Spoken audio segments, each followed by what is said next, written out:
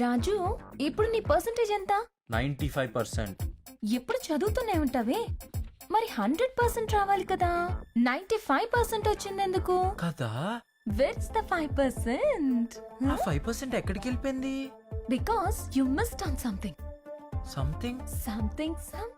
మరి 100% రావాలంటే ఏం చేయాలి? నేను చెప్పినట్టు చేయాలి. నువ్వు చెప్పినట్టు చేస్తే నిజంగా 100% వస్తుందా? 100% వస్తుంది.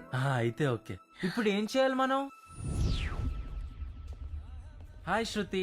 హాయ్. సారీ లేట్ అయింది. Nice shirt. థ్యాంక్ యూ, మా డాడీ కొనిచ్చారు. అయినా నువ్వేంటి ప్యాంట్ వేసుకోవడం మర్చిపోయావు? అయినా పర్లేదు, స్టార్ట్ చేద్దామా?